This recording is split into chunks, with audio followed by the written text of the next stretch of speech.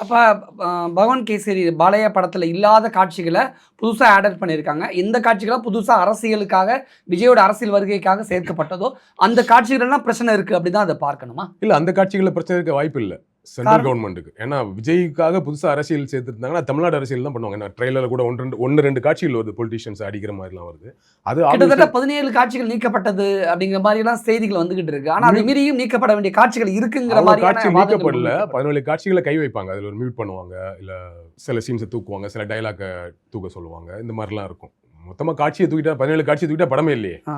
So அது இருக்காது. எனக்கு அந்த படத்துல இருக்கக்கூடிய பொலிட்டிக்கலா இவங்க சேர்த்த விஷயம் எல்லாமே தமிழ்நாடு திமுக, அதிமுக அதாவது திராவிடியன் பாலிடிக்ஸ் எகென்ஸ்டான விஷயமா தான். எஸ்பெஷலி திமுகவுக்கு எகென்ஸ்டான விஷயமா தான் ஆட் பண்ணியிருப்பாங்க அதுல. ஓகே. அதுக்கு ஏன் சென்சார் போர்டு டிஸ்டர்ப் ஆகணும் இல்லையா? ஆ. சென்சார் போர்டு எப்போ டிஸ்டர்ப் ஆகும்னா, சென்சார் போர்டுக்கு அது ஒரு தன்னிச்சையான அமைப்பு ஆக்சுவலி. ஆனா என்ன சொல்றது? ஆட்கள் நியமிக்கிறதெல்லாம் சென்ட்ரல் ஆமா. கவர்மெண்ட். ஸோ அவங்க கண்ட்ரோல்ல நீங்க என்ன தன்னிச்சையான அமைப்பு, தேர்தல் ஆணையம்ங்கிறது தன்னிச்சையான அமைப்பு. தேர்தல் ஆணையம் சொல்றது தான் ஆளுங்கட்சியே கேட்கணும். ஒன்றிய அரசா இருந்தாலும் சரி, தமிழக அரசா இருந்தாலும் சரி.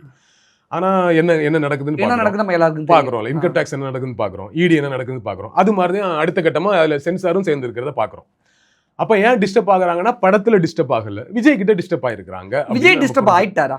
விஜய் டிஸ்டர்ப் ஆயிட்டாரா ஏன்னா இல்ல? ஒரு பக்கம் சிபிஐ, இன்னொரு பக்கம் ஜனநாயகனோட சென்சார் போர்டு. அப்ப விஜய் டென்ஷன் ஆயிட்டாரா? விஜய் இயல்ப மீறி டென்ஷன் மோடுல இருக்காரா? விஜய் பிரச்சனையில இருக்காரா?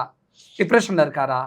விஜய்க்கு நடிகரா இருக்கும்போது அவரோட படங்களுக்கு சில எதிர்ப்புகள எதிர்கொண்டாரு. அப்பவே அத அவர் ஹேண்டில் பண்ண விதத்தெல்லாம் நம்ம பார்த்தோம். ஓகேவா? தலைவாவுக்கே அவர் அப்படி ஹேண்டில் பண்ணியிருக்க கூடாது. பட் அவர் கொடநாட்டுலலாம் போய் நின்னு வேற மாதிரி தான் ஹேண்டில் பண்ணார். ஸோ இந்த படத்தை இப்போ அரசியலுக்கு வந்து ஒரு அரசியல்வாதியை அவர் எதிர்கொள்வது கண்டிப்பா ஒரு டிஸ்டர்பன்ஸ் இருக்கும். ரொம்ப கூலா இதை ஹேண்டில் பண்ண முடியாதுல்ல. ஆனா இத வந்து ஜனநாயகன் படத்துக்கான ப்ரொமோஷன்ஸா விஜய் மாத்துறாரு. தாவேக்கா மாத்துதுங்கிற விஷயங்கள் ஒரு பார்வையும் இருக்கு. இல்ல நீங்க ஜனநாயகன் படத்துக்கு ப்ரொமோஷன்லாம் ஒன்றும் தேவையில்லைங்க. விஜய் படம்னா இப்போ நீங்க நம்மள பார்க்காமலாம் இருக்க போறோம். ஒரு இஷ்யூவை கிரியேட் பண்ணி தான் விஜய் படத்துக்கு ஒரு ஓப்பனிங் கிரியேட் ஜனநாயகனுக்கான ப்ரொமோஷனா பயன்படுத்துறது மூலமா தாவேக்கா கட்சியோட வளர்ச்சிக்கான ப்ரொமோஷனாவும் இது அது மாற்றப்படுது. படம் ரிசல்ட் வந்ததுக்கு அப்புறம் தான் தெரியும். இது இப்போ தாவேக்கா கட்சிக்கான வளர்ச்சியா மாறுமா இல்லையான்ட்டு. ஓகேவா? இன்னொன்று படத்துக்கும் கட்சிக்கும் சம்மந்தம் இல்லை. இப்போ ஒரு படம் சூப்பரா பயங்கர சக்ஸஸ் ஆயிடுச்சுன்னா அப்படியே வர எலெக்ஷன்ல ஒரு 5% எக்ஸ்ட்ரா ஓட்டு வாங்கிட போறாரா? இல்லை இந்த படம் மோசமா இருந்தனால தான் 5% குறைஞ்சிட போகுதா?